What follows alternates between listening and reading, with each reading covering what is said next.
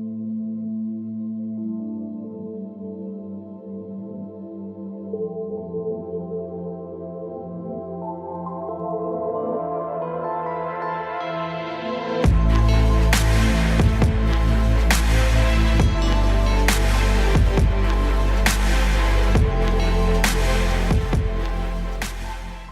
what's going on, everyone? So I'm back out here at the garage finally, hopefully to get the transmission and everything back together.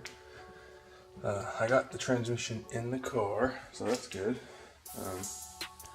I also definitely needed a new clutch and throwout bearing because it's all jacked up.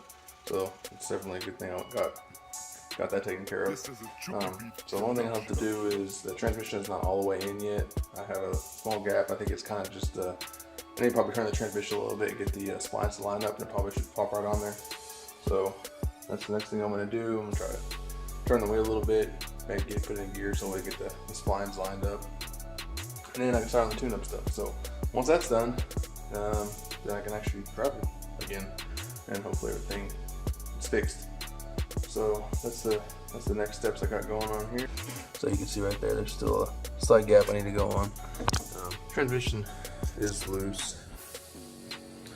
I think I got like a couple bolts in it, just started, so it didn't fall off or anything because it's been out here for a couple weekends now. So yeah, that's the next steps. Get that on, get the passenger side axle back in, get the wheel on, everything back together, and then start working on the tune-up stuff, fuel filter, plugs, wires, intake gasket, or plenum gasket and all that. And then I got the new slave cylinder I'll put on, and then should be good. So hopefully I can get it done this weekend. I think I get the transmission and everything together tonight, and start on the upper part. So, alright, what's up, everybody? So I'm done for tonight. I got the transmission in and bolted up, ready to go as far as in the car. Still got to put in the passenger side CV axle, put this passenger side hub together with the strut and all that, and then finish the tune-up. So hopefully tomorrow evening I'll be able to get all this done. That transmission was a pain. I put it in, and my clutch fork just seemed like it had a lot of slop in it. So I was like, what the heck, I thought something was wrong with it. So I actually pulled the transmission back out again and made sure my throwout bearing and clutch fork and everything was like it was supposed to be. And it was. So I put it all back the way it was, put everything back together, put the transmission back in again, bolted it up, tightened it down, and then actually pumped the clutch up. So I guess the little free play that I was seeing was just the movement of the clutch pedal itself before it actually engages the actual clutch spring itself. Yeah, so I don't know if it's just different from the OEM clutch to this stage 2 6-puck. Maybe it's just like, I'm guessing this is going to be like instant on or instant off, on-off switch pretty much for this clutch. So yeah, we'll see how it goes once I get it all back up and running and back together. So hopefully tomorrow night I'll be able to finish this and maybe go for a drive Sunday if I get it all done. So we're gonna give you an update. Got everything back together finally. I got a couple things left to do, and then the car will be good to go. Take it for a drive. Hopefully everything's good. So I kind of wanted to just give you an update on what I got done and some things that I found on why it was missing after I got gas. I'm guessing it's the only thing I found so far. So I was going to show you. So I did get the plugs and wires all replaced. The rears were actually not bad at all. The fronts were definitely bad. So I'm guessing when I pressure washed the engine last, these boots weren't sealed down very far, and so it's probably my own fault. I shouldn't have really sprayed in there very hard and got water down in there, but as you can see, rusted them out quite a bit, and there was water down in there. And then which was weird, is these plugs actually aren't that old. These are NGK coppers, and the plug gap was like 0.45, I think, when I measured it, which is actually a little bit too much for NA. Really, I think it's like 0.036 to 0.041 is what factory or stock should be. So the new ones, when I put them in, I checked the gap on them and they were 4.1, so that's good. So I put those on. I got the new wires, new fuel filter. I don't know if it's clogged up or not. It probably was, but I went ahead and changed it, got a new one in it.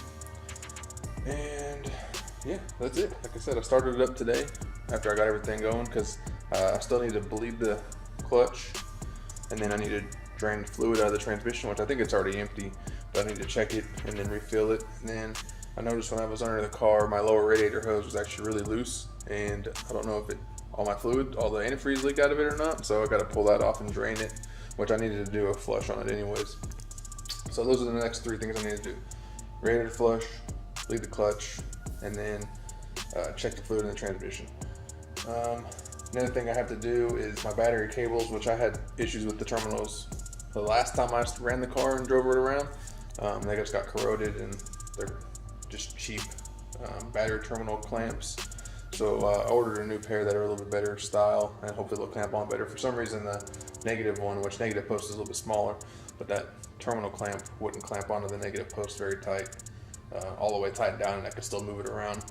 So yeah, that's all I got left. So hopefully next weekend everything goes as planned. I'll have everything fixed and good to go and take the car out. I was gonna show the clutch, the old one. So here's the throwout bearing. Which, as you can see, I mean, it's definitely old, and it's pretty noisy just spinning it by hand. So when you get, at 1500 RPM at idle or 1000 RPM, that's what makes so much noise. It sucked. And then the pressure plate definitely has some.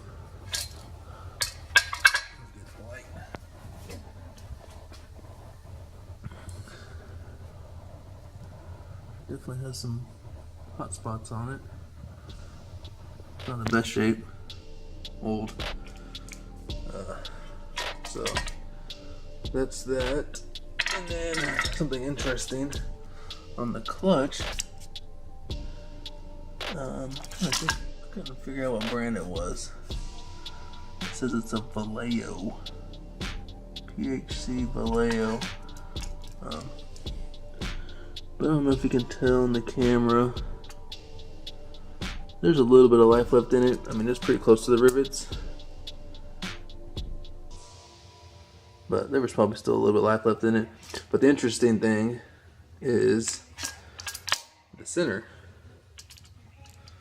I don't know if this is normal or not, but it's like completely loose, and like some of these springs, I can sit here and spin them by hand, like they're not even under any kind of load or anything, which I don't know if they spring under load whenever you actually engage the clutch, I'm sure, but I don't know, that just doesn't seem right to me, why it has so much movement in it. So that also could have been the cause of my noise. And then my flywheel, it's not bad either. I probably could have had to resurface, maybe, I don't know. I think it looks like it's already been resurfaced because it's actually lower than the face of the actual flywheel. So I'm sure it's already been resurfaced. So I just ordered a new one because I wasn't sure about it. And then one other thing I found, I didn't know this, which I'm sure it's on the internet or whatever, but this thing goes on one way. The bolt holes line up a certain way. When you put it on there, you have to make sure you get the right bolt hole in the right spot, or the other ones won't line up at all. So for future reference, it's good to know. Yep, that's that. So yeah, that'll be it for this video. Trying to think, anything else I got going on? I got wheels and tires back on, cars back on the ground. Yeah, I think that's it. Like I said, next things are radiator flush, transmission flush. I got new fluid anyway, so I got to put it in there. So I'll flush it or drain it and refill it. And then fix the battery terminal, and then bleed the clutch. Got a new slave cylinder on and all that, so hopefully it'll be nice and firm and feel good. I got to adjust my clutch pedal because I had it adjusted. I had my release or my engagement adjusted really low to the floor, just so as soon as I pick my foot up, it would start engaging. But then I read that that's actually really bad for this car. I don't know if all cars are this way, but the master cylinder on these cars is self-adjusting. So if you adjust the clutch pedal too far that way, it actually stops the bleed port inside that master cylinder to where it won't self-adjust as your clutch wears in. So I'm guessing that might have been another issue. I was probably making the clutch go out even faster because of that issue, and that might have been why I was kind of starting to have some slippage, because I had the clutch pedal adjusted so close to the ground that it wasn't actually letting it account for the wear in the clutch. So I'm gonna adjust that right like you're supposed to. I actually found that on Jack's Transmission. That was a really good video on explaining that, and I found it, I think actually a friend of mine was telling me about it. Sam told me about that a long time ago, Jack's Transmissions and stuff like that. So I found it when I was on YouTube, and it's actually a lot of good information on there. So yeah, I'll get my pedal adjusted, so hopefully it makes this clutch last that much longer, which it's probably not going to be here that long anyways. But for the next person, Shane, this engine will be good to go with new clutch in it.